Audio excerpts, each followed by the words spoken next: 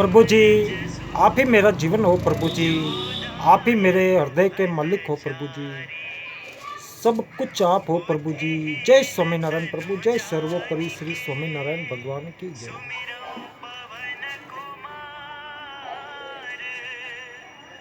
जय स्वामीनारायण प्रभु, जय स्वामीनारायण।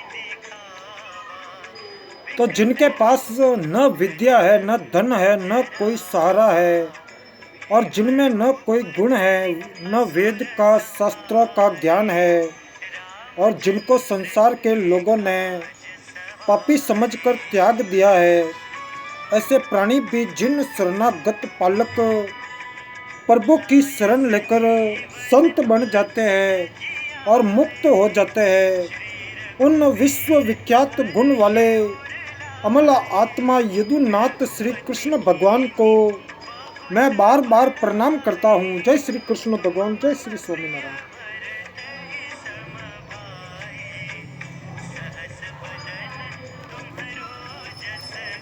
संपूर्ण धर्मों के आश्रय का त्याग करके एक मेरी शरण में आ जा, मैं तुझे संपूर्ण पापों से मुक्त कर दूंगा, शोक मत कर। तो भगवान कहते हैं कि संपूर्ण धर्मों का आश्रय, धर्म के निर्णय का विचार छोड़कर, अर्थात क्या करना है और क्या नहीं करना है, इसको छोड़कर केवल मेरी ही शरण में आ जा। स्वयं भगवान के शरणागत हो जाना, ये संपूर्ण साधनों का सार है। और इसमें शरणागत भक्त को अपने लिए कुछ भी करना शेष नहीं रहता। जैसे पतिव्रता का अपना कोई काम नहीं रहता, वह अपने शरीर की सार संभाल भी पति के नाते पति के लिए ही करती है। वह घर कुटुंब वस्तु पुत्र पुत्री और अपने कहलाने वाले शरीर को भी अपना नहीं मानती, प्रयुक्त पति देव का ही मानती है। तात्पर्य ये हुआ कि जिस प्रकार पतिव्रता पति के प्रायण होकर पति के गोत्र में ही अपना गोत्र मिला लेती है और पति के ही घर पर रहती है, उसी प्रकार शरणागत भक्त भी शरीर को लेकर माने जाने वाले गोत्र जाति नाम आदि को भगवान के चरणों में समर्पित करके निश्चिंत निर्भय निशोक और निशंक हो जाता है। जय स्वामीनारायण प्रभु, जय स्वामीनारायण।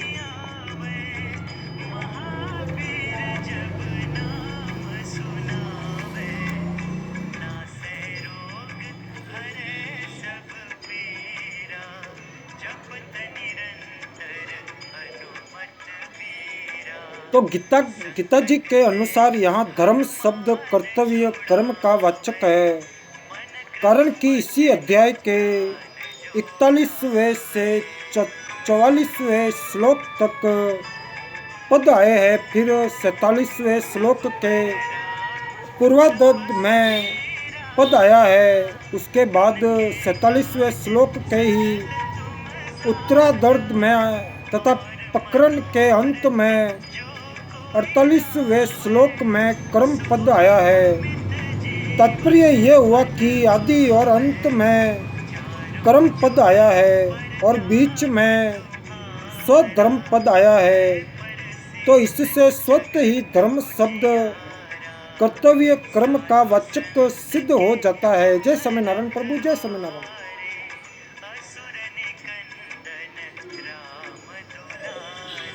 अब यहाँ प्रश्न ये होता है कि पद से क्या धर्म अर्थात कर्तव्य कर्म का स्वरूप से त्याग माना जाए। इसका उत्तर यह है कि धर्म का स्वरूप से त्याग करना न तो गीता जी के अनुसार ठीक है और न यहाँ के प्रसंग के अनुसार ही ठीक है, क्योंकि भगवान की ये बात सुनकर अर्जुन ने कर्तव्य कर्म का त्याग नहीं किया। प्रयुक्त कहकर भगवान की आज्ञा के अनुसार कर्तव्य कर्म का पालन करना स्वीकार किया है। केवल स्वीकार ही नहीं किया है, प्रयुक्त अपने छात्र धर्म के अनुसार युद्ध भी किया है। और अंत उपयुक्त पद में धर्म अर्थात कर्तव्य का त्याग करने की बात नहीं है और भगवान भी कर्तव्य के त्याग की बात कैसे कह सकते हैं। तो भगवान ने इसी अध्याय के 6 श्लोक में कहा है कि यज्ञ दान तप और अपने अपने वर्ण आश्रमों के जो कर्तव्य है उनका कभी त्याग नहीं करना चाहिए, प्रयुक्त उनको जरूर करना चाहिए। जय स्वामीनारायण प्रभु, जय स्वामीनारायण।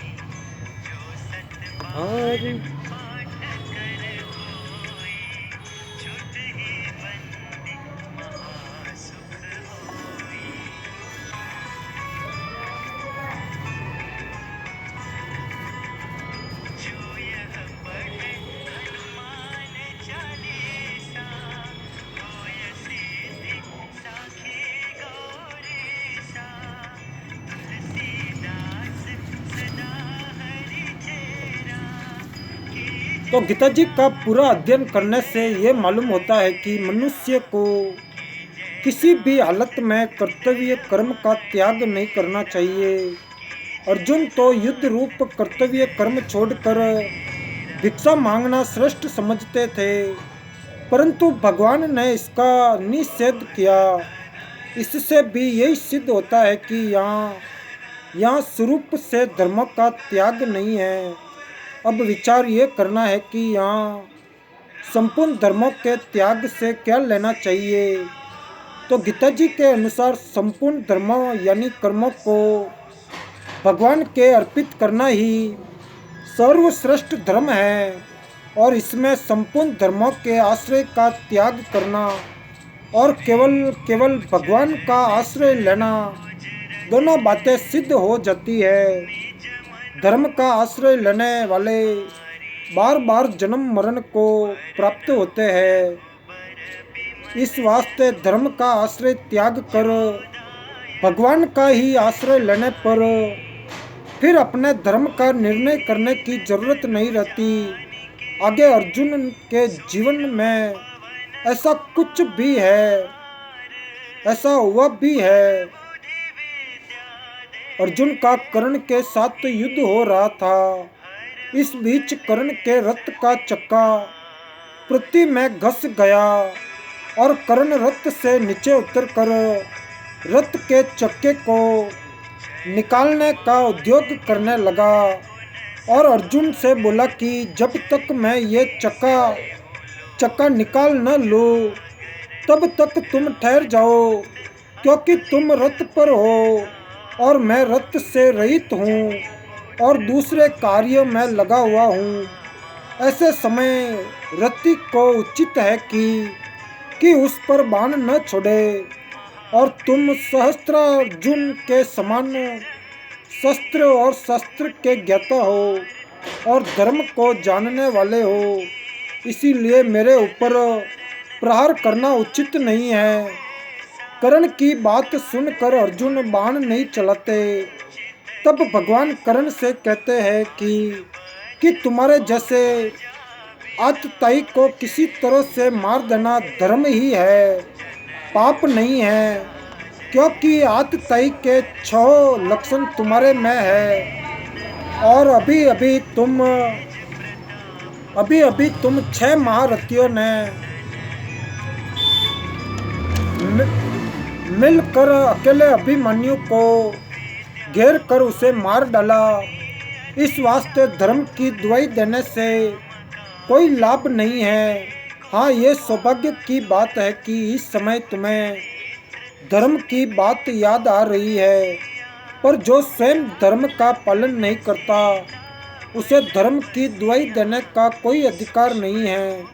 ऐसा कहकर भगवान ने अर्जुन को बाण मारने की आज्ञा दी तो अर्जुन ने बाण मारना आरंभ कर दिया। इस प्रकार यदि अर्जुन अपनी बुद्धि से धर्म का निर्णय करते तो भूल कर बैठते। अंत उन्होंने धर्म का निर्णय भगवान पर ही रखा और भगवान ने धर्म का निर्णय किया भी। तो अर्जुन के मन में संदेह था कि हम लोगों के लिए युद्ध करना श्रेष्ठ अथवा युद्ध न करना श्रेष्ठ है। यदि हम युद्ध करते हैं तो अपने कुटुंब का नाश होता है, और अपने कुटुंब का नाश करना बड़ा भारी पाप है। इससे तो अनर्थ परंपरा ही बढ़ेगी। दूसरी तरह हम लोग देखते हैं तो क्षत्रिय के लिए युद्ध से बढ़कर शौर्य का कोई साधन नहीं है। तो भगवान कहते हैं कि क्या करना है और क्या नहीं करना है, क्या धर्म है और क्या अधर्म है, इस पचड़े में तू क्यों पड़ता है।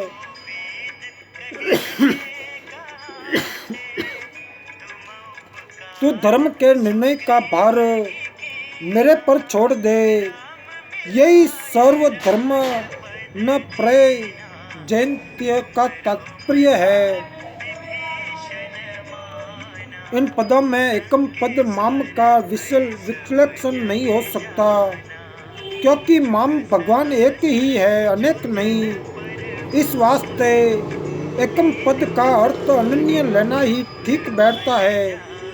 दूसरी बात, अर्जुन ने पद से सांख्य और कर्म योग के विषय में एक निश्चित ही शौर्य का साधन पूछा है। उसी एकम पद को लेकर भगवान यहाँ ये बताना चाहते हैं कि सांख्य योग, कर्म योग आदि जितने भी भगवत प्राप्ति के साधन हैं, उन संपूर्ण साधनों में मुख्य साधन एक अनन्य शरणागति ही है। तो गीता जी में अर्जुन ने अपने कल्याण के साधन के विषय में कई तरह के प्रश्न किए और भगवान ने उनके उत्तर भी दिए। वे सब साधन होते हुए भी गीता जी के पूर्व पर को देखने से ये स्पष्ट दिखती है कि संपूर्ण साधनों का सार और शिरोमणि साधन भगवान के अनन्य शरण होना ही है। जय स्वामीनारायण प्रभु, जय स्वामीनारायण।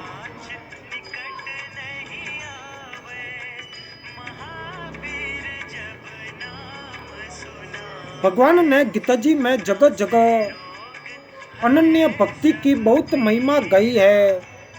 जैसे दुष्कर माया को सुगमता से तरने का उपाय अनन्य शरणागति ही है। अन्य चेता के लिए मैं सुलभ परम पुरुष की प्राप्ति अनन्य भक्ति से ही होती है, और अनन्य भक्तों का योग स्वयं मैं वहन करता हूँ। अनन्य भक्ति से ही भगवान को जाना और देखा तथा प्राप्त किया जा सकता है। जय स्वामीनारायण प्रभु, जय स्वामीनारायण।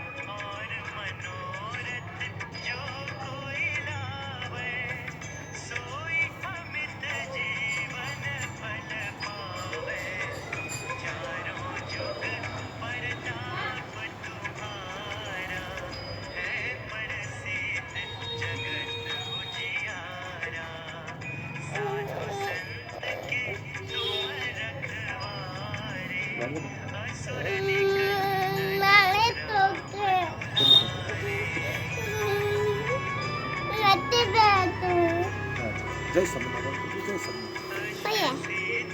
कोई है apa कोई है हैं pupu di kawa hah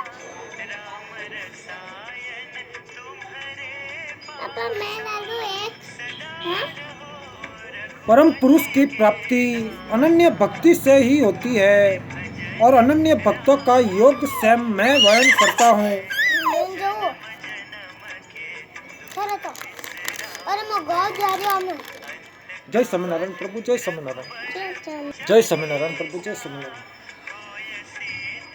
तो अनन्य भक्तों का मैं बहुत जल्दी उद्धार करता हूँ और गुणातीत होने का उपाय अनन्य भक्ति ही है।